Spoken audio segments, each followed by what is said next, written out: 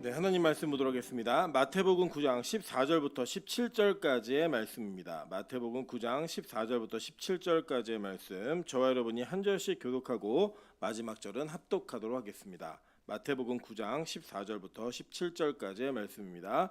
교독합니다.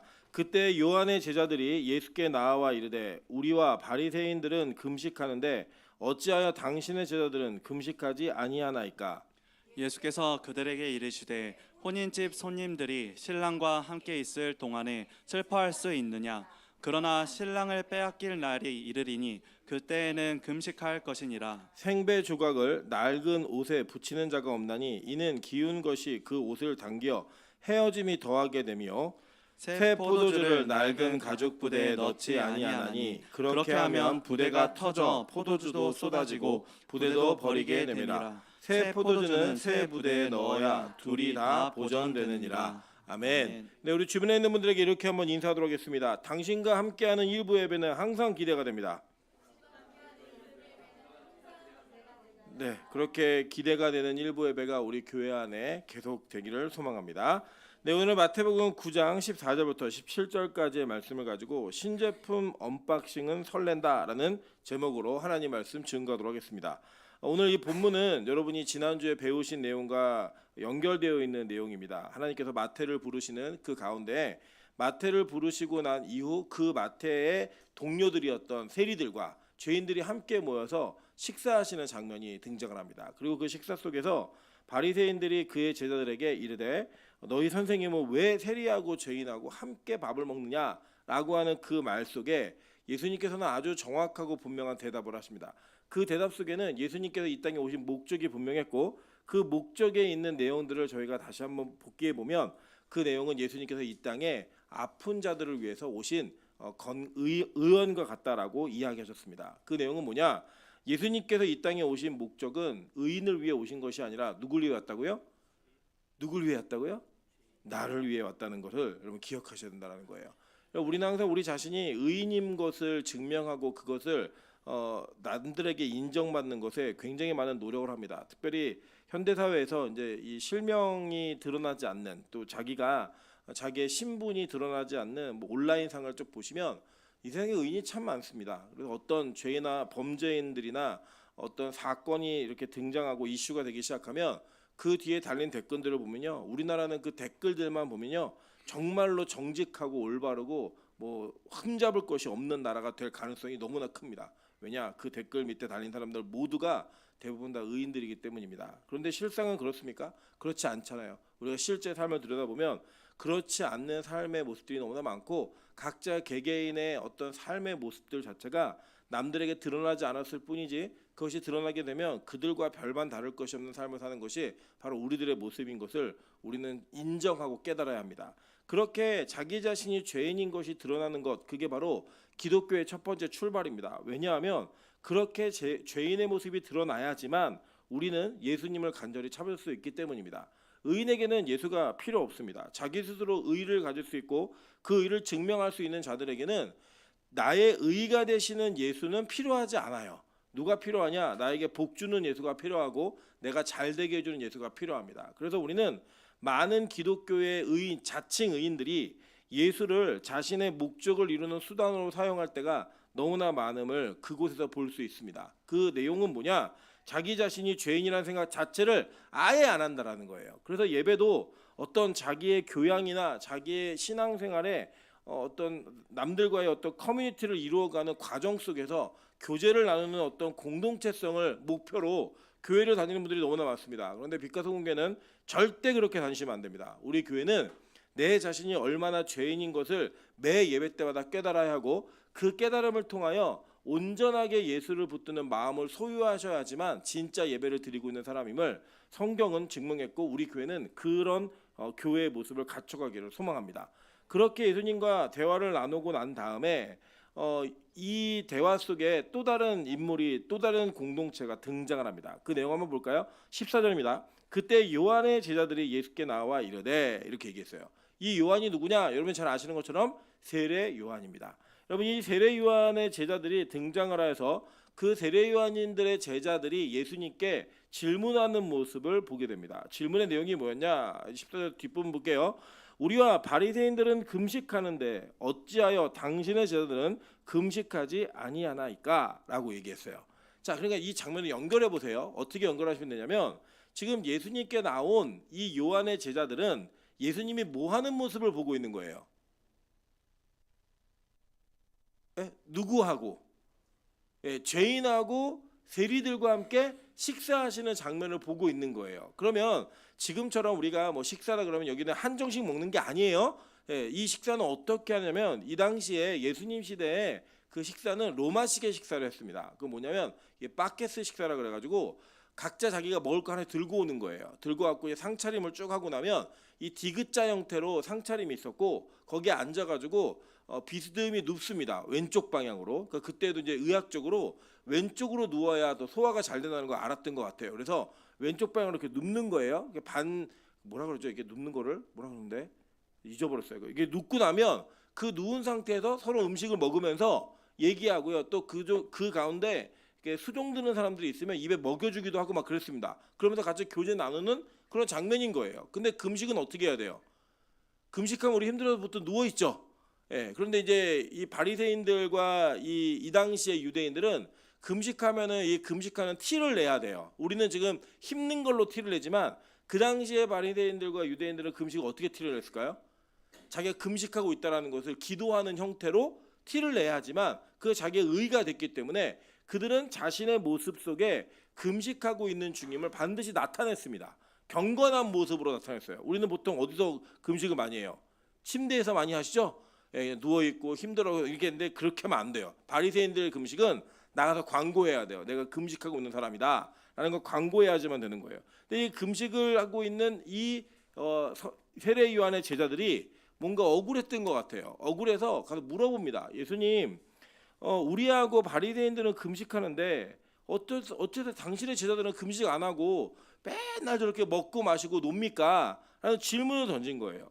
자, 여기서 한번 우리가 고민해야 될 내용이 있다라는 거예요. 먼저 세례 요한이 어떤 사람인가를 좀 알아야 될 필요성이 있습니다. 왜냐하면 이 세례 요한이 가지고 있는 위치가 성경에서는 상당히 중요한 위치이기 때문입니다. 한번 볼까요? 말라기 4장 4절부터 6절입니다. 너희는 내가 호렙에서 온 이스라엘을 위하여 내 종 모세에게 명령한 법 곧 율례와 법도를 기억하라. 보라, 여호와의 크고 두려운 날이 이르기 전에 내가 선지자 엘리야를 너희에게 보내리니 그가 아버지의 마음을 자녀에게로 돌이키게 하고 자녀들의 마음을 그들의 아버지에게로 돌이키게 하라. 돌이키지 아니하면 두렵건대 내가 와서 저주로 그 땅을 칠까 하노라 하시니라 라고 얘기했어요. 자, 여기 보면은 이 말라기는 구약 성경의 마지막 성경입니다. 그리고 우리가 이제 성경책을 보시면 말라기 다음 성경이 뭐예요? 마태복음이잖아요. 그죠? 그러니까 이제 한 장 차이지만 실제로 말라기하고 마태복음의 역사적인 거리는 400년이라는 시간의 거리가 있습니다. 그러니까 구약의 마지막 선지자라고 얘기하면 그게 누구냐면 말라기라고 보시면 돼요. 그런데 이 말라기하고 또 이 신약의 마태복음에 이어지기까지가 400년이 있는데 이 400년 동안 이 특별한 계시, 즉 성경에 기록될 만한 계시는 하나님께서 침묵하셨습니다. 침묵하셔서 더 이상 일하지 않으셨어요. 그 일하지 않으시는 장면 가운데 무언가를 기다리시고 무언가를 준비시켰다라는 거예요. 그러면서 등장한 사람이 누구냐면 바로 세례 요한인 겁니다.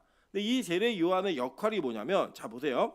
내 종 모세에게 명령한 법 곧 율례와 법도를 기억하라. 이게 뭐예요? 율법이죠. 그죠? 율법을 기억하라는 거예요. 그리고 그렇게 기억하고 있으면 여호와의 크고 두려운 날이 있는데 그 여호와의 크고 두려운 날이 이르기 전에 내가 선지자 엘리야를 너에게 보내겠다라고 얘기했어요. 그러니까 이 엘리야라고 하는 선지자의 대표, 즉 그 선지자 사역의 대표가 되는 자와 지금 이 구약과 신약의 간극을 이어낼 수 있는 한 선지자를 보내는데 그 선지자는 마치 엘리야 같은 사람이다라고 얘기하는 거예요. 그래서 이 엘리야와 세례 요한의 공통점이 있습니다. 여러분 뭐냐면 이 공통점이 둘 다 광야에서 예언을 한 공통점이 있어요. 그래서 여러분 기억나시겠는지 모르겠지만 엘리야가 광야에 있을 때에 엘리야 잡으려고 왕이 군대를 보내죠. 그때마다 엘리야가 기도했고 사람 죽이는 이런 일이 벌어지고 또 이 엘리야가 뭘 입고 있었어요? 약대 털옷을 입고 있었죠. 근데 이 세례 요한이 뭘 입고 있었죠? 약대 털옷을 입고 있었어요. 예, 그래서 이 이미지가 마치 그때 당시에 엘리야를 그대로 재현해낸 것 같은 이미지를 그대로 보여주고 있는 거예요. 그래서 이 두 이미지가 이렇게 합쳐지면서 성경은 이때 신약에 나타나는 엘리야가 누구다?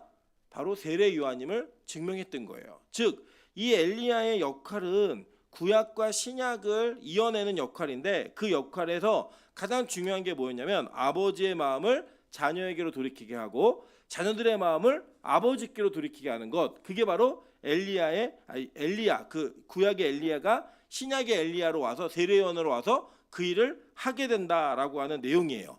그게 안 이루어지면 그 땅이 저주가 임할 거다라고 성경은 얘기하고 있습니다.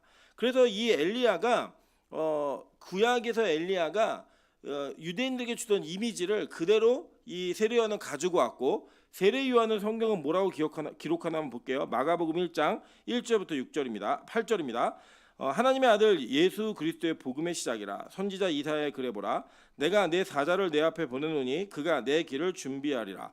광야에 외치는 자의 소리가 있어 이르되 너희는 주의 길을 준비하라. 그의 오래 오실 길을 곧게 하라. 기록된 것과 같이 세례 요한이 광야에 이르러 죄 사함을 받게 하는 회개의 세례를 전파하니 온 유대 지방과 예루살렘 사람이 다 나아가 자기 죄를 자복하고 요단강에서 그에게 세례를 받더라라고 얘기해요. 그죠? 그러니까 제자들이 그걸 해석해내는 거예요. 나중에 엘리야의 사역이 이 세례 요한의 사역과 이렇게 연결이 되어지구나. 그래서 아버지의 마음을 자녀에게, 자녀의 마음을 아버지께 돌리는 역할을 하는구나라고 얘기하는 거예요. 그래서 이 세례 요한이 얘기하는 내용을 보면 쭉 마지막에 보세요. 뭐라고 얘기하냐면 나는 너희에게 물로 세례를 베풀었거니와 그는 너희에게 성령으로 세례를 베푸시리라 라고 얘기하면서 자신의 사역을 뛰어넘는 그 사역에 뭔가 새로운 획기적인 틀을 바꿔내는 누군가가 올 거라고 분명히 예언하고 있는 거예요. 그래서 사람들이 물어요. 세례 요한에게 야 네가 메시아야? 했더니 난 메시아 아니야. 이제 그 헬라어로 그리스도라고 묻거든요. 네가 그리스도냐? 그랬더니 난 그리스도가 아니다라고 얘기하면서 이 얘기를 하는 거예요. 그러면서 그는 흥하여야 하고 나는 쇠하여야 하리라. 이 얘기가 그 맥락에서 나오는 얘기들인 겁니다. 자, 그렇게 얘기하는 와중에 이 세례 요한의 제자들이 예수님께 묻는 거예요. 뭘 묻냐면 아니 구약에는 분명히 금식을 하라고 했습니다. 그리고 우리 그 바리새인들은 금식을 하고 있는데 왜 당신의 제자들은 금식을 하지 않습니까? 라고 묻는 겁니다. 자, 이 질문을 왜 하는가 한번 보도록 할게요. 우리 레위기 16장 29절 한번 다 같이 읽어보겠습니다. 자, 6번입니다. 시작. 너희는 영원히 이 규례를 지킬지니라. 일곱째 달 곧 그 달 10일에 너희는 스스로 괴롭게 하고 아무 일도 하지 말되 본토이든지 너희 중에 거류하는 거류민이든지 그리하라. 자, 여기 보면은 일곱째 달 10일이에요. 그러니까 유대력이에요. 이게 우리나라 달력으로 7월이 아니에요. 유대력 7월이면 티시력인데 7월 10일에 무슨 일이 있어요? 대속죄일. 네. 이 날은 이스라엘 전체 죄악을 대제사장이 대신 жил머지고 그 성막에 들어가서 유일하게 대제사장이 지성소로 들어가는 날입니다. 여러분 잘 아시는 것처럼 아사셀소 잘은 모르시죠? 이 레위기에 보면은 염소 두 마리를 한 마리는 죽이고 한 마리는 광야로 보내요. 그래서 이 아사셀 염소가 밖으로 보내는 염소고 이 죽인 염소의 피를 가지고 대제사장이 향로를 가지고 향을 피우면서 유일하게 지성소 안으로 들어가는 날이 바로 이 날인 겁니다. 그날에 뭐 하라는 거예요? 지금 스스로 괴롭게 하고 이게 히브리어로는 아나예요. 아나라는 단어인데 이 단어가 뭐냐면 금식하다라는 단어예요. 그러니까 자기를 괴롭게 하는 거예요. 그러니까 금식은 괴로워요, 안 괴로워요? 괴로워요. 제가 지난 주간에 이제 금식을 잘 마무리했는데 저희 아내가 그러더라고요. 금식을 참 잘한대요. 여러분 이 세상에 금식 잘하는 사람 없습니다. 그냥 하나님이 하라니까 죽으라고 참는 거예요. 그냥 뭐 금식 잘하는 사람이 어디 있어요? 여기 다 누구나 마찬가지겠지만 뭐 하루 굶고 나면요 그 다음 날 뭐 눈에 보이는 거 다 먹고 싶고요 먹을 생각밖에 들지 않아요. 금식하는 건 너무나 괴롭고 힘든 일입니다. 근데 이 금식을 하나님께서는 7월 10일에는 이스라엘 공동체 전체가 다 하라고 했어요. 다. 왜냐? 이 날은 죄가 용서받는 날이에요. 그래서 유대인들의 개념 속에는 금식과 죄사함은 연결되어 있는 개념이었습니다. 그러니까 금식하는 것은 회개 행위고 그 회개 행위가 있으면 우리의 죄가 사해진다라고 믿었어요. 그게 금식의 모습이었다고요. 그러니까 지금 이 바리새인들이 볼 때 예수님이 죄인들, 즉 세리들과 함께 밥을 먹고 있는 건 죄예요. 그래서 그 죄의 현장에서 왜 너네 스승은 저렇게 밥을 먹고 죄인들하고 함께 식사를 하니? 라고 질문을 던졌을 때에 예수님이 말씀하신 건 이해하는 거예요. 이 세례요한의 제자들은 야, 내가 온 것은 죄인을 위해 왔지 의인을 위해 오지 않았어. 그래서 나는 그들과 함께 식사하는 게 잘못된 게 아니야 라고 얘기하셨단 말이에요. 그러니까 그거를 받아들이는 것까지는 했어요. 근데 이들이 볼 때 분명히 그 접촉은 죄였단 말이에요. 그러니까 구약적 관점으로 죄니까 그 죄의 모습을 해결하기 위해서는 금식을 해야 되는데 예수님의 주된 사역이 뭐냐면 이 세리들 또 창기들 죄인들과 함께 밥 먹는 게 예수님의 주된 사역인 거예요. 그러니까 이들이 볼 때 이해가 되질 않는 거예요. 분명한 죄사함이 있으려면 굶어야 되는데 금식을 해야 되는데 왜 너네는 안 굶고 계속 먹지? 그러니까 그거를 예수님께 애둘러서 묻는 거예요. 예수님, 우리도 금식을 하고요. 바리새인들도 금식을 합니다. 근데 왜 예수님의 제자들은 금식을 안 해요? 이렇게 물어보는 거예요. 왜냐하면요. 지금도 마찬가지지만 그 당시에 이 제자와 스승의 관계는 그냥 이 스승이 원하고 말하는 것을 그냥 따라가는 거예요. 모두가 다. 그러니까 예수님을 따라 사는 사람들이 왜 금식을 하면서 죄사함에 대한 행위를 보이지 않는가라고 하는 것에 대한 질문을 던진 겁니다. 이게 이해되시죠? 그냥 너네 왜 금식이라는 행동을 안 해? 이게 아니고요. 거기에 담겨져 있는 의미가 뭐냐면 너네 왜 회개하지 않아? 라고 묻는 거예요. 이 이야기는.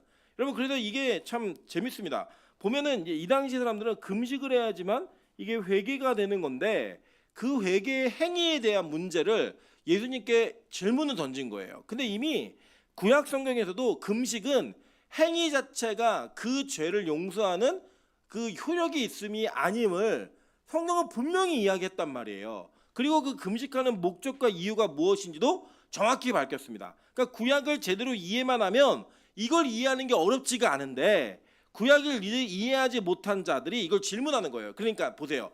세례 요한과 세례 요한의 제자들은 구약과 신약을 이어내는 어떤 다리와 같은 브릿지와 같은 역할을 했어요. 그럼에도 불구하고 그들은 여전히 구약에 갇혀져 있는 생각에 넘어서지 못하고 있는 거예요. 그게 바로 그들의 기본적인 사상이었고 그 사상이 오늘 질문으로 드러나는 겁니다. 여러분 누군가 질문을 할 때는요. 그 질문 속에 내가 가지고 있는 생각 그리고 내가 가지고 있는 이미 알고 있던 사전 지식과 새롭게 배우는 것, 새롭게 보는 것이 부딪힐 때 질문이라는 게 생겨요. 예를 들면 나는 물은 차가운 물이 몸에 좋다라는 걸 알고 먹고 있었는데 누군가 따뜻한 물을 먹어야 몸에 좋습니다 라고 얘기를 하면 거기에 질문이 생기는 거예요. 아니 왜 따뜻한 물을 먹어야 몸에 좋죠? 이렇게 내가 알고 있는 사전 지식이 미비하거나 무언가 알고 있는 내용에 대해서는 충돌해야지만 질문이 생깁니다. 예를 들어 여러분 다 알고 있는 거를요 제가 얘기한다고 질문이 생기지 않아요. 예를 들어 여러분 공부를 열심히 하면 시험을 잘 볼 수 있습니다. 이거 질문이 있어요 없어요? 없죠. 그건 그냥 뻔한 사실이잖아요. 여러분 노력을 열심히 해야 여러분 성공할 수 있습니다. 이런 거는 더 이상 질문할 필요가 없어요. 왜요라는 질문을 다 할 수가 없어요. 근데 요새 보면요 이제 저희 참수가 이렇게 막 크고 있잖아요. 크고 있으니까 얘가 삼춘기가 왔어요. 아직 사춘기는 아니고 삼춘기가 왔는데 뭐냐면 뭘 얘기를 하면 왜 내가 그걸 해야 되냐요. 너무 당연한 건데 참수야 씻어 뭐 차니까 어지른 건 좀 치워줘 이거 당연한 거잖아요. 우리 큰 사람들에게는. 근데 사전식이 없는 애들한테는 내가 왜 그걸 해야 되지? 왜 내가 그 일을 해야 돼? 라는 질문이 나오는 거예요. 그러니까 이 자리에도 성경 자체를 몰라서 하는 질문이 있고 내가 아는 것과 부딪혀서 하는 질문이 있단 말이에요. 근데 오늘 세례 요한의 제자들과 이 바리새인들은 자신들이 알고 있는 것과 충돌하는 내용이 있으니까 질문이 오는 거예요. 나는 분명히 금식해야지 회개가 이루어지고 죄를 용서받는다는 걸 알았기 때문에 금식하고 있는데 왜 니들은 금식하지 않아? 라고 하는 세계관의 충돌이 와버린 거예요. 여러분 이게 잘 보십시오. 이제 여기서부터 이게 이 본문을 이해하는 게 출발이에요. 자, 그러니까 예수님이 뜬금없이 이런 얘기를 하세요. 15절 볼게요. 예수께서 그들에게 이르시되 혼인집 손님들이 신랑과 함께 있을 동안에 슬퍼할 수 있느냐? 그러나 신랑을 빼앗길 날이 이르니 그때는 금식할 것이니라. 그러니까 지금 금식할 필요 없다는 거예요. 이유가 뭐예요? 뭐를 비유하셨어요? 지금 신랑과 함께 혼인잔치를 하고 있다. 이걸 얘기하신 거예요. 그러니까 예수님은 자신이 지금 누구라고 얘기하는 거예요? 난 신랑이야. 그 너네들은 노다? 신부다. 이 그 관계성을 비유로 결정하신 거예요. 내가 죄인들을 위해 왔어. 그러면 이 죄인들을 위해 와서 내가 의사고 너희는 병자들이야라고 얘기하셨죠. 바로 이전에 식사 공동체를 가지시면서 그러고 난 다음에 왜 금식하지 않아요?라고 얘기했더니 나는 신랑이고 너네는 신부야 이 얘기를 했다고요. 그러니까 지금 누가 신부고 누가 신랑이냐면 예수님이 신랑이고 죄인들이 신부인 거예요. 이해되셨어요? 여기까지? 자, 그러니까 요 관계를 이루면서 야 지금 신부가 신랑을 만났어. 그러니까 지금은 금식하면서 슬퍼하지 않아도 돼. 이걸 얘기하는 거예요. 자, 여러분 하나님께서는요 이 땅에 결혼이라는 제도를 세우셨어요. 근데 이 결혼 제도를 세우셨는데 결혼 자체가 의미가 있기 때문에 세우신 게 아니에요. 결혼은 나중에 우리가 어떠한 모습으로 완성되어질지를 얘기해주는 하나의 모형이었어요. 그러니까 여기서 우리가 남자와 여자하고 만나서 결혼하고 사랑하고 이런 것들을 우리는 되게 중요하게 여기고 그거 중요해요. 뭐 안 중요하다는 거 아니에요. 그런데 이 관계는 천국에서까지 지속되는 관계는 아니에요. 그래서 천국에 가면 결혼 제도가 있어요, 없어요? 없어요? 있어요. 어떻게 있어요? 예수님과 우리 모두, 그러니까 예수님이라는 신랑 한 분과 모두가 다 신부가 된 그 결혼의 모습의 형태가 유일한 결혼 제도예요. 그 외에는 어떤 것도 없어요. 그러니까 저도 뭐 여기서 난 남잔데 여잔데 이런 거 얘기하지 마시고 거기 가면 우리 모두는 다 뭐다? 그리스도의 신부, 어린 양의 신부가 되는 거고 유일한 신랑은 누구다? 예수님 한 분과 함께 연합함으로 그 연합의 기쁨과 즐거움을 누리는 곳이 천국인 거예요. 그러니까 지금 그게 이 땅에 예수님께서 천국이라는 하나님의 나라를 가지고 내려오신 거예요. 그래서 그 오심으로 말미암아 우리 안에 있는 죄의 요소에도 불구하고 죄인들을 신부 삼아 주셔서 이제 결혼과 연합이 이루어지고 있으니까 결혼식 날 금식하시는 분 돼요, 안 돼요? 안 되죠. 예, 결혼식 전까지만 금식해요, 보통은. 여러분 제가 아는 지금은 목사님이시죠. 목사님 한 분이 신혼여행을 강남 금식 기도원으로 가셨어요. 진짜로. 그래서 제가 그랬어요.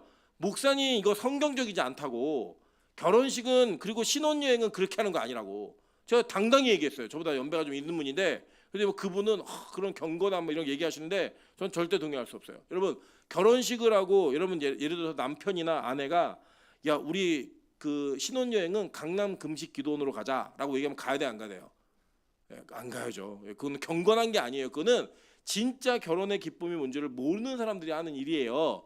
여러분 결혼한 다음에 신혼여행을 뭐 선교지로 간다. 그건 있을 수 있죠. 가서 자기들의 기쁨이 있으면. 근데 가서 금식하는 건 돼요 안 돼요? 하지 말라 그랬어요 예수님이. 결혼식 날 금식하지 마세요. 결혼식 전에도 막 여자들 살 뺀다고 금식하는 거 이거 옳지 않아요. 성경적이지 않아요. 신랑을 만나는데 왜 금식을 해요? 그냥 찌면 찌는 대로 그냥 하세요. 다 포샵해줘요. 이렇게 포샵이라고 하죠. 다 이렇게 깎아주고 잘라주고 다 한다고요. 어쨌든 그렇게 이들이 함께 있을 동안에는 신랑과 함께 있을 동안에는 금식할 필요가 없다라고 얘기했어요. 자 그러면 도대체 이 금식이 그들에게 왜 그렇게 중요했고 이 금식을 예수님은 왜 하지 말라고 하셨는가? 그리고 예수님이 진짜 금식 자체를 부정하신 것인가? 한번 그 내용들을 한번 살펴보도록 할게요. 자 먼저 보겠습니다. 이사야 58장 4절부터 8절에 보면요. 구약의 행위의 금식이 얼마나 악한 일인지를 성경은 이야기하고 있습니다. 한번 보겠습니다. 보라 너희가 금식하면서 논쟁하며 다투며 악한 주먹으로 치는도다. 너희가 오늘 금식하는 것은 너희의 목소리를 상달하게 하려는 것이 아니니라. 이것이 어찌 내가 기뻐하는 금식이 되겠으며 이것이 어찌 사람이 자기의 마음을 괴롭게 하는 날이 되겠느냐라고 얘기했어요. 자 여기 분명히 나오죠. 너희가 오늘 금식하는 것은 너희의 목소리를 상달하게 하라는 것이 아니냐. 이거 내가 기뻐하는 금식이 아니야라고 얘기했어요. 금식을 마치 하나님 이거 안 들어주면 나 죽을 겁니다. 이런 태도로 금식하는 거 이거 옳아요 안 옳아요? 이미 성경이 안 된다고 얘기를 했다고요.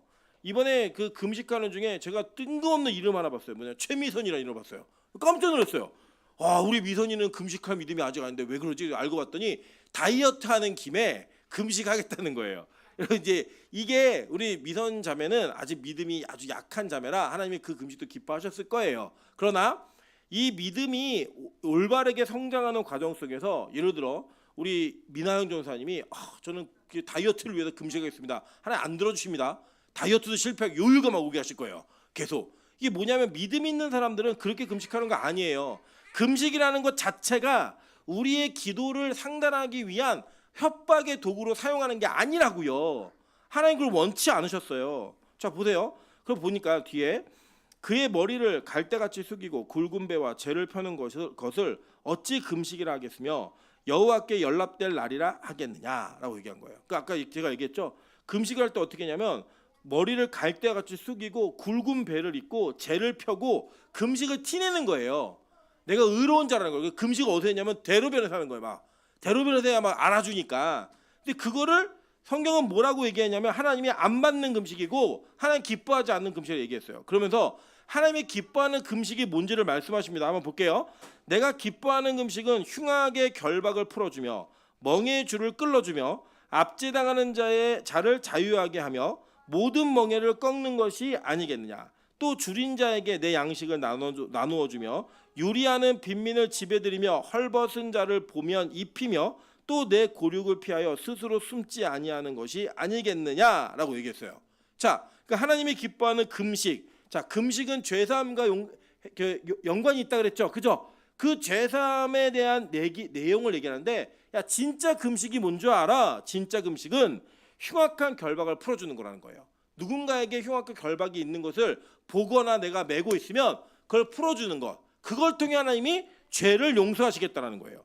그러면 멍에의 줄을 끌어주는 거, 압제당하는 자를 자유하게 하는 거, 모든 멍에를 꺾는 거, 줄인 자에게 내 양식을 나누어 주는 것, 그리고 빈민을 집에 들이고 헐벗은 자를 보면 입히고 내 고륙을 피하여 스스로 숨지 아니하는 것, 이게 금식이라는 거예요. 그러니까 이렇게 해야 죄사함의 용서가 임한다라고 성경은 말하고 있는 거예요. 잘 보세요. 이게 이 행위가 그것을 이루어낸다는 게 아니에요. 이 내용은 하나님을 향한 올바른 관계성이 맺어지면 이건 당연히 일어나는 일이고, 그렇게 일어나는 일을 통하여 그게 진짜 금식의 효력을 갖고 의미가 되는 거다라고 성경은 이야기하고 있다고요. 그래서 여러분 금식의 행위를 마치 이 금식을 통하여 내가 금식을 하면 죄가 용서받는다라고 이해하시면 안 돼요. 용서받은 자가 이러한 행위를 할 때 하나님 그걸 금식으로 보신다고요. 그렇게 성경은 이해하고 있는 거예요. 자 보세요. 그 뒤에 그렇게 뭐라고 나와요? 그리하면 내 빛이 새벽같이 비칠 것이며 내 치유가 급속할 것이며 내 공의가 내 앞에 행하고 여호와의 영광이 내 뒤에 호위하리니. 이해되시죠? 금식이 뭔지. 그러니까 이미 성경은 구약에서 진짜 금식이 뭔지를 알려주고 있는 거예요. 야 너네 밥 굶고 안 먹는 게 금식이 아니고 그걸 통하여서 너희가 이웃에게 너희 자신을 죽이고 내가 할 수 없는 일들을 해내는 것, 멍에를 끌어주고 결박을 풀어주고 나누어주고 빈민을 드리고 그들과 함께 먹고 마시는 그것이 진짜 금식이야 라고 얘기하신 거라고요. 자, 그래서 예수님의 금식은 어떤 금식이었나 한번 볼게요. 마태복음 4장 3절부터 4절입니다. 시험하는 자가 예수께 나와서 이르되 내가 만일 하나님의 아들이거든 명하여 이 돌들로 떡덩이가 되게 하라. 예수께서 대답하여 이르시되 기록되었을 때 사람이 떡으로만 살 것이 아니요 하나님의 입으로 나오는 모든 말씀으로 살 것이니라 하였느니라 하시니 라고 얘기해요. 자, 여러분 다 아시는 것처럼 보세요. 지금 예수님이 40일 금식하고 난 다음이에요. 그러니까 뭐 하셨어요? 못 먹었죠.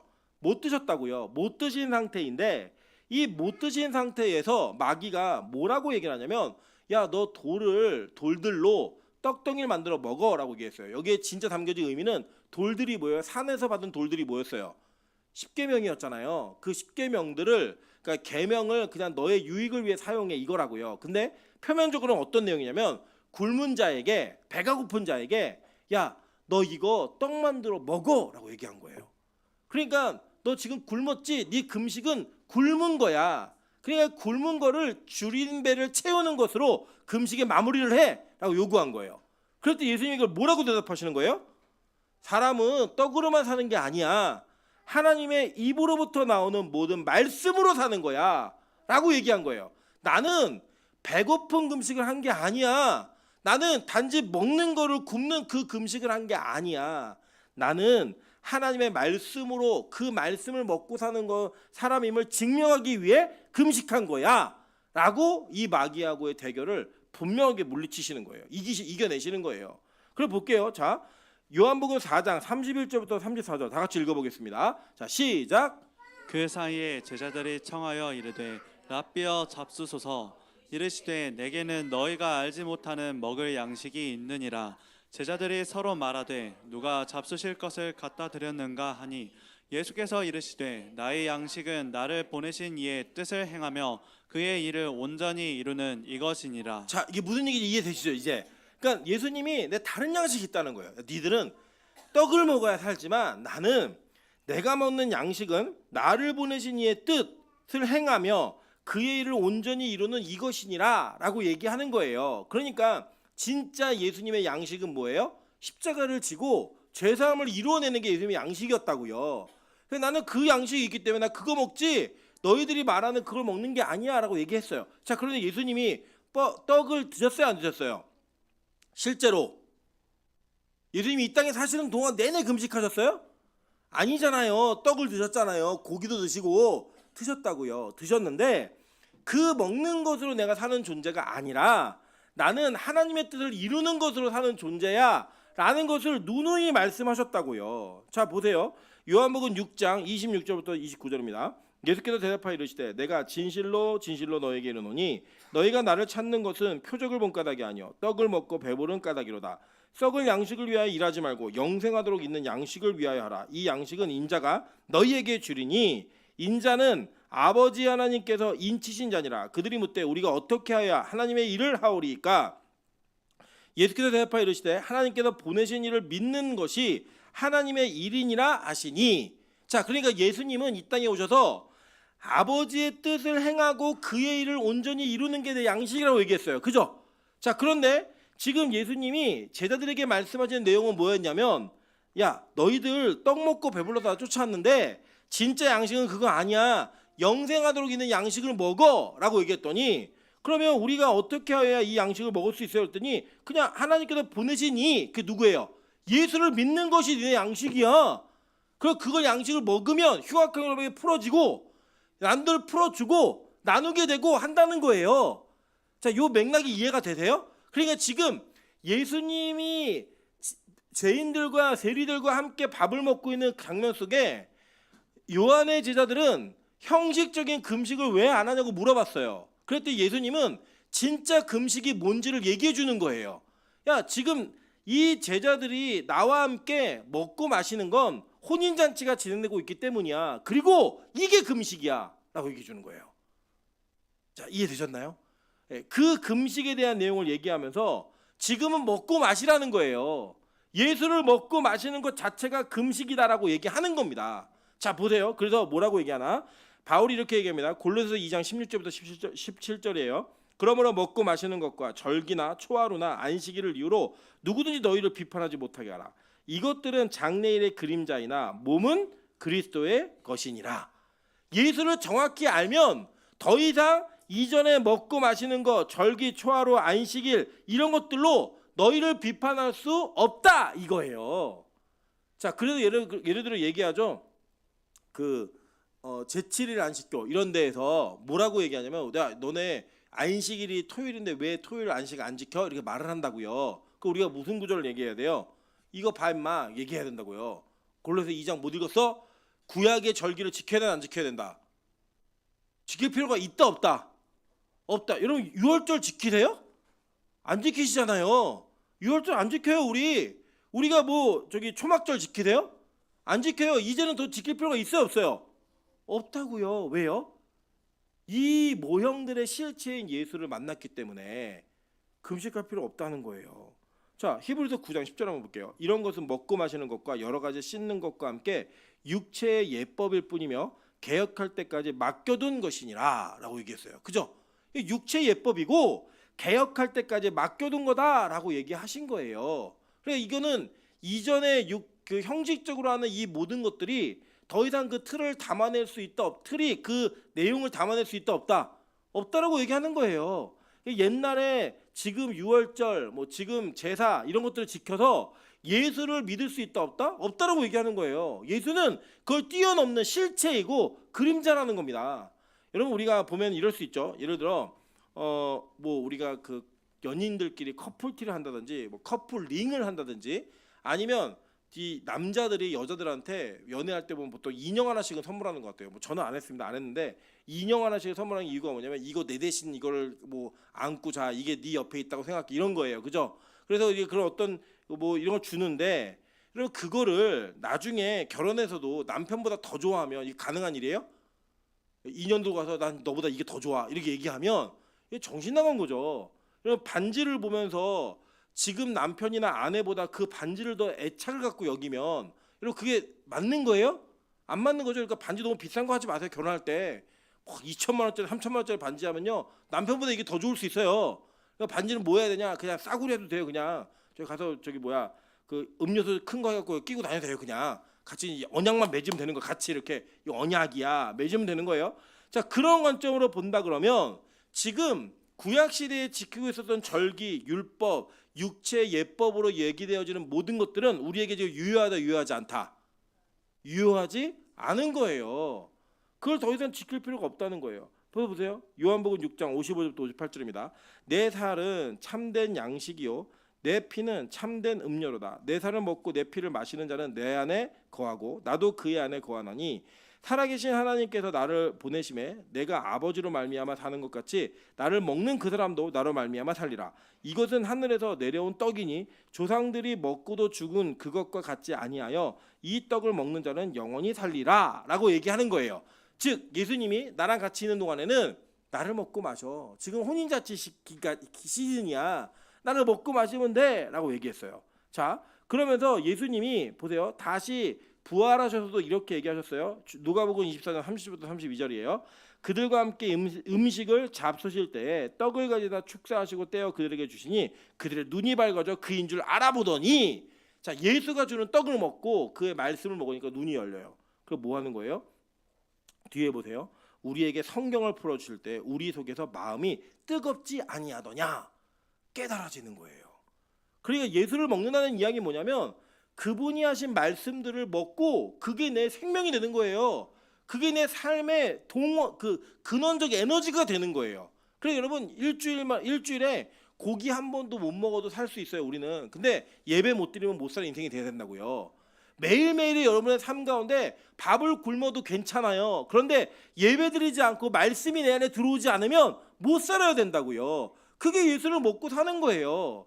제가 오늘도 저희 아침에 이렇게 쭉 오면서 저희 아내랑 대화를 하다가 저희 아내가 믿음이 참 많이 컸구나 이 생각이 들었어요. 어떤 일이었냐면 저희 아내가 이렇게 얘기하는 거예요. 어제 너무 피곤해가지고 예배 시간에 계속 졸았대요. 너무 속상하고 너무 억울하다는 거예요. 여러분 보통은 어떠냐면요, 예배 시간에 많이 조신 분들은 나갈 때 어떤 느낌이냐, 잘 피곤하니 다 풀렸네 이런 생각이 들어요.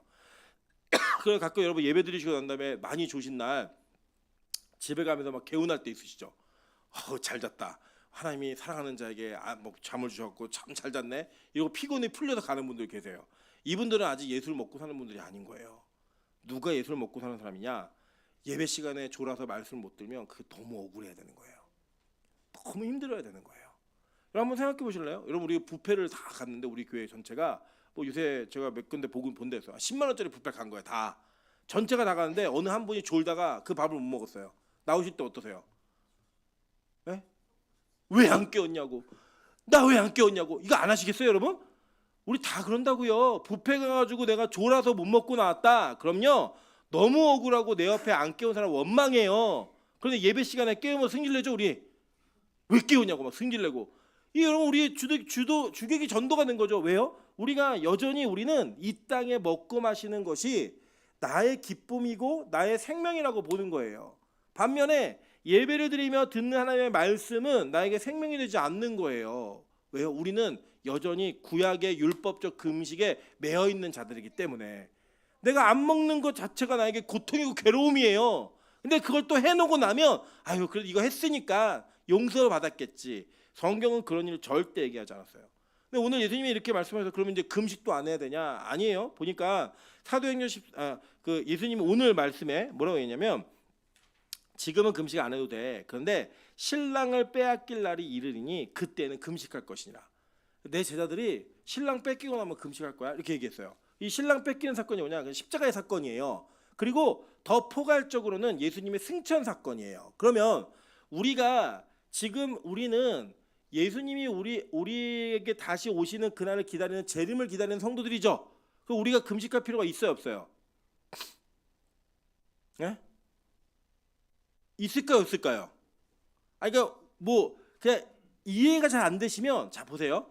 지금 예수님이 승천하신 이후에 성경에 금식한 내용이 있어요, 없어요? 있다고요. 자, 한번 볼게요. 사도행전 13장 1절부터 3절 다 같이 읽어보겠습니다. 시작. 교회에 선지자들과 교사들이 있으니 곧 바나바와 니게르라 하는 시므온과 구레네 사람 루기오와 분봉왕 헤롯의 젖동생 마나엔과 및 사울이라. 주를 섬겨 금식할 때에 성령이 이르시되 내가 불러 시키는 일을 위하여 바나바와 사울을 따라 세우라 하시니 이에 금식하며 기도하고 두 사람에게 안수하여 보내니라. 자, 교회 전체가 금식을 했죠. 근데 왜 금식을 했어요? 금식한 목적이 뭐예요?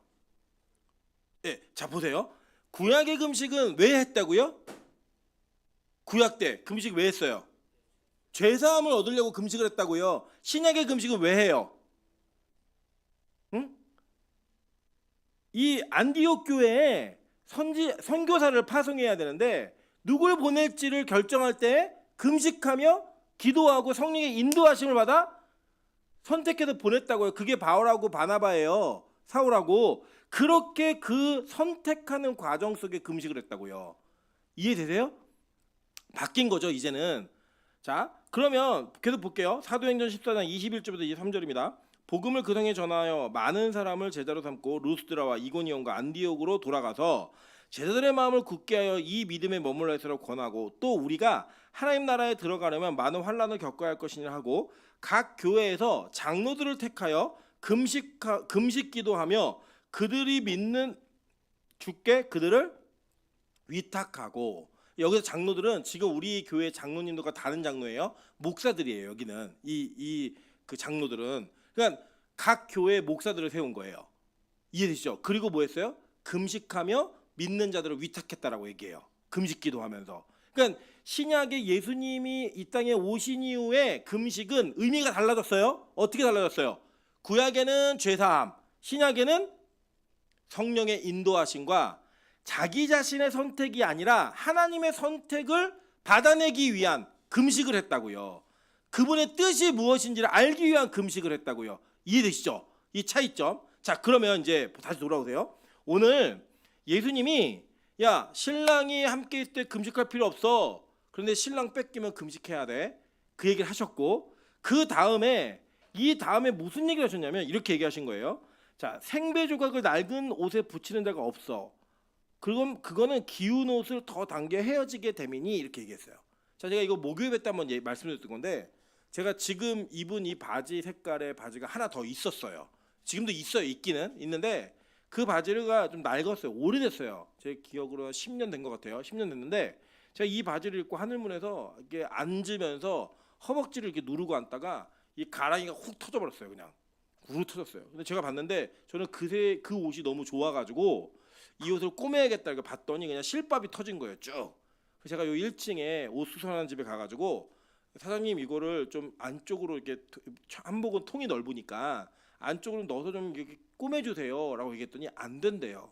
왜요? 그랬더니 이 그러니까 낡은 천에다가 새실을 끼워서 꼬매버리면 그 새실이 헌을 다 당겨갖고 거기 더 벌어진대 이렇게. 그러니까 쭉 늘어난다는 거예요. 헤어진다 그러죠. 그 헤어짐에 계속 늘어난다는 거예요. 그럼 어떻게 해야 되냐? 천을 덧대가지고 다 꼬매야 된대요. 덧대고 꼬맸더니 걸을 때마다 쓸려요 여기가. 이게 무슨 느낌인지 아시겠죠? 그러니까 이 헌옷에다가 새실을 갖다 이렇게 거기가 꼬매 놓으면 다 거기 헤어진다는 거예요. 이 낡은 옷들은 그게 안 된다는 거예요. 그 뭐냐면 새롭게 것을 헌 것에다 담아내면 그게 이미 다 망가지고 부서진다는 거예요.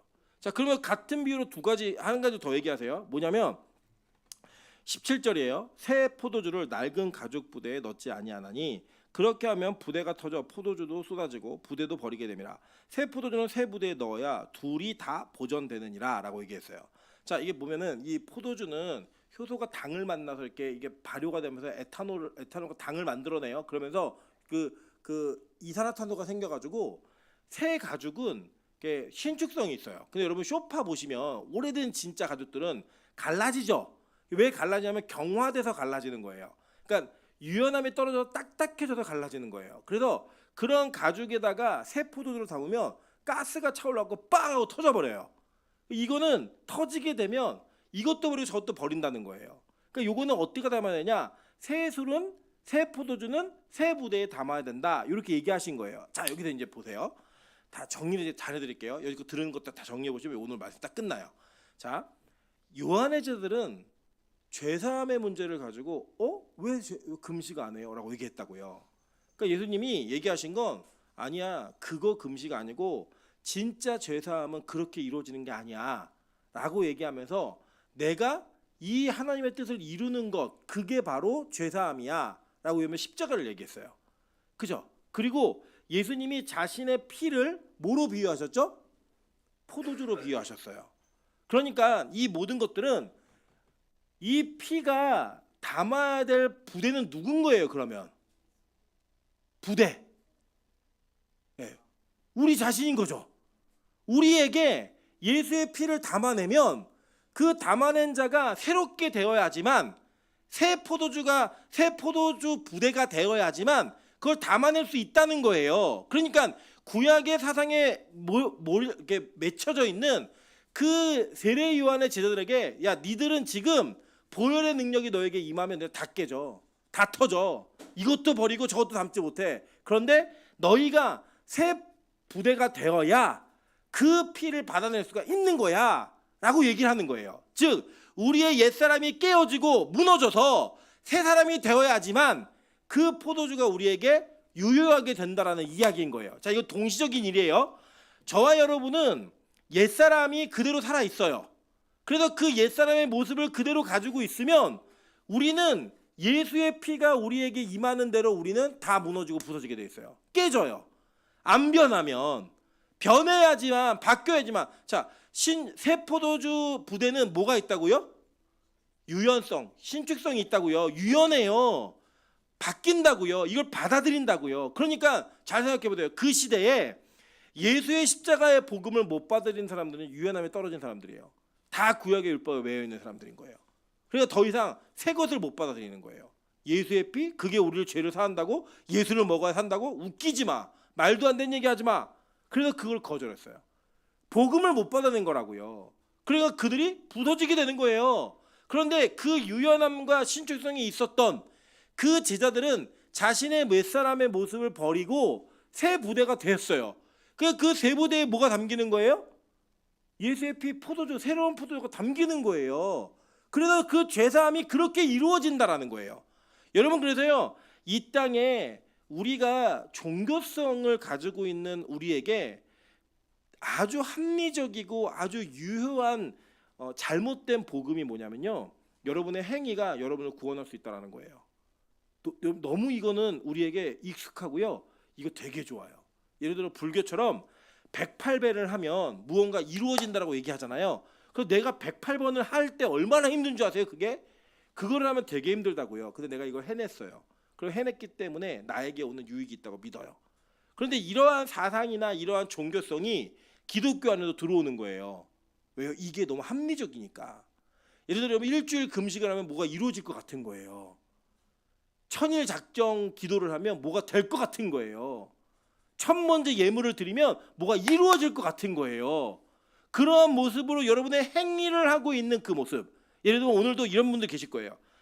내가 정말 가기 싫지만 주일날 빠지면 그러니까 주일 가야지. 그 주일날 왔다 가면 그래 내가 의무전을 했으니까 나는 괜찮네. 나는 오늘 이번 주는 잘했어. 할 만큼 했어.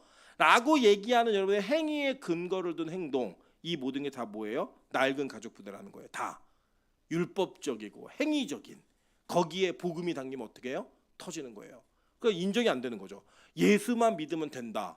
예수로 말미암아 죄사함을 얻는다. 예수만이 유일한 생명이다. 유일한 소망이다. 이거 안 되는 거예요. 인정이 안 되는 거예요. 왜 내가 그동안 봉사하고 헌신하고 헌금하고 희생하고 이런 거 왜 인정 하나도 안 해줘? 내가 행위를 했는데, 내가 장로고 권사고 목사고 이런데 왜 나를 인정 안 해줘? 내가 그렇게 열심히 헌신한 시간이 있는데. 그런 모습에 담겨져 있으면 뭐가 안 온다는 거예요? 하나님의 죄사함이 없다는 거예요. 볼게요. 로마서 10장 4절. 그리스도는 모든 믿는 자에게 의를 이루기 위하여 율법의 마침이 되시느니라. 로마서 3장 20절부터 22절입니다. 그러므로 율법의 행위로 그의 앞에 의롭다 하심을 얻을 육체가 없나니 율법으로는 죄를 깨달음이니라. 이제는 율법에 하나님의 한 의가 나타났으니 율법과 선지자들에게 증거를 받은 것이라. 곧 예수 그리스도를 믿음으로 말미암아 모든 믿는 자에게 미치는 하나님의 의인이 차별이 없느니라. 이게 받아들여야지만 용서 안 받는다는 거예요. 그럼 뭐예요? 니들 봐봐. 지금 내가 세리하고 죄인들 창기들하고 밥 먹고 있어. 근데 이게 죄사함이야. 예수를 먹는 죄사함이 바로 이거라고. 이 얘기를 예수님이 하는 거예요. 이거 생각이 안 바뀌어? 너 낡은 포도주야. 낡은 포도주 부대야. 너 터져 그냥. 이 얘기하는 거예요. 여러분 잘 생각해 보세요. 제가 요새 참 부담되는 게 뭐냐면 이런 거예요. 빛가서 근교회에 제 개인적으로는 이런 일이 있으면 좋겠어요. 다른 교회에서 열심히 헌신하시고 11조도 하고 헌금도 많이 하시는 분들이 빛가서 근교회에 참 좋은 교회 같아서 이 교회 옮길래 그리고 와가지고 우리 교회가 2배가 느는데 재정 한 10배가 늘고 이랬으면 좋겠어요. 저도. 그래서 우리 교회 어떤 사람이 지금 오냐면 예수를 모르는 사람들이 와요. 그러니까 예수님을 믿는 게 뭔지도 모르고 그런 개념이 없는 사람들이 자꾸 교회를 지금 오고 교회 문을 두드리기 시작했어요. 여러분 그런 분들이 오면요 우리 교회 안에 엄청난 혼란이 있을 거예요. 와가지고 담배 피러 왔다 갔다 하는 애들 막 있을 거고요. 막 예배드리러 왔는데 예배 태도가 우리가 볼 때는 전혀 준비되지 않은 아이들이 와가지고 예배를 드릴 수도 있어요. 그리고 그런 사람들을 통하여 우리가 그 모습을 볼 때 아이씨 안 왔으면 좋겠네. 왜 저렇게 예배를 드리지? 왜 저런 애가 우리 교회에 왔지? 라고 생각할 만한 사람들이 우리 교회에 왔을 때에 그게 안 받아들여진다. 그 여러분 낡은 가죽 부대인 거예요. 예수로 말미암아 온전한 죄사함이 있다라는 그 사실을 못 받아들이는 여전히 세례 요한의 제자와 같은 바리새인과 같은 모습으로 그들을 대하고 그들을 바라보고 있다면 여전히 그런 거예요. 여러분 앞으로 저는 우리 교회에 진짜 죄인들이 오기를 소망합니다. 그러니까 아예 그냥 노골적인 죄인. 야, 저 인간은 정말 직업도 죄고 살아가는 방식도 죄고 하는 말마다 다 죄야. 그런 죄인이 오면 우리가 새 가족 부대인지 낡은 가족 부대인지가 드러나게 될 거예요. 그래서 잘 보세요, 여러분. 여러분 안에 예수가 있으면 여러분의 이 옛 포장지, 연박싱 팍 뜯어버리는 게 좋아요. 설레요. 왠지 알아요? 예수가 확 드러나니까. 아, 내가 진짜 새 부대구나.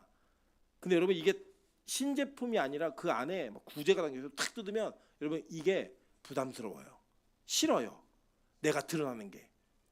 내 진짜 실체가 드러나는 게 싫다고요. 우리는. 여러분 저는 우리 빛가서 공교회가 이제 평가받는 그 시점에 와 있다고 믿어요. 어떻게 와 있느냐? 내가 빛가서 공교회 죄인을 맡긴 건데 너희들 그 죄인이 어떻게 이 교회 안에 자리 잡고 예배를 드리고 살아남게 되는가? 이걸로 내가 너희들 평가할 거야. 니들이 진짜 새 가족 부대인지 낡은 가족 부대인지 그걸 평가하시겠다는 거야 하나님이. 여러분 저는요 이게 되니까 하나님이 생자들을 보내시는구나. 생자들을 보내시는구나. 여러분 앞으로 우리 교회에 진짜 죄인들이 올 거예요. 혹시 여러분 무슨 얘기를 듣더라도요 수군수군 되지 마세요. 그냥 하나님이 보내신 맡기신 영혼이에요. 그거 하나로 충분해요. 어떤 이유도 더 붙이셔도 안 돼요. 뭐 제가 술을 끊고 담배를 끊고 그런 것도 기대하지 마세요. 저는요 여러분 제가 여쭤볼게요. 우리 정말 죄 다 끊고 천국 갈까요? 저는 그렇지 않다고 믿거든요. 그러면 담배를 못 끊고 천국 가는 사람이 있을까요 없을까요? 있겠죠. 술을 못 끊고 천국 가는 분이 계실까요 안 계실까요? 있겠죠. 저는 그럴 수 있다고 생각해요. 다만 우리가 기도하는 건 하나님 우리가 구원받은 백성임이 증명되어지는 일들이 우리 안에 이루어지게 도와주세요. 그래서 술을 먹던 사람이 예수님 때문에 술을 끊고 담배를 피던 사람이 예수님 때문에 담배를 끊는 일들을 봤으면 좋겠어요. 그러나 그 죄악이 끊어지지 않았다고 해서 그분이 지옥 간다라고는 얘기하지 마세요. 여러분 우리가 죄인이 우리 안에 오면 그들이 살아가는 방식이 쉽게 바뀔까요? 여러분 쉽게 바뀌셨어요? 안 바뀌셨잖아요. 그런데 우리는 그런 사람들을 보면서 아니 왜 금식 안 해? 이 얘기를 하는 거예요. 제자들처럼. 왜 저 사람은 저걸 안 바꿔? 왜 저렇게 행위를 하지 않아? 라고 얘기할 수 있다고요. 예수님 얘기하시는 거예요. 아니 지금 쟤 금식하고 있는 건데 니들 진짜 금식이 뭔지 알아? 그들의 결박을 풀어주는 거야. 그들과 함께 나누는 거야. 그들을 이상하게 바라보지 않는 거야. 그걸 예수님이 우리에게 요구하고 계신다고요. 할 만하니까. 저 너무 감사해요. 우리 교회에 새 신자가 오는 게 너무 감사해요. 예, 새 신자예요. 아주 새삥. 노골적으로 그냥 아주 죄인을 그냥 갖다 막 놓는 게 너무 감사해요. 왜요? 이제 우리 교회가 그런 사람을 품을 만한 시험을 받을 수준이 된 거예요. 너무 감사하지 않습니까? 여러분, 저는 우리 교회가 새 가족 부대가 되기를 소망합니다. 네. 그래서 여러분, 딱 한 가지, 이제 여러분 안에 예수가 담기려면 여러분이 새 가족 부대가 되셔야 돼요.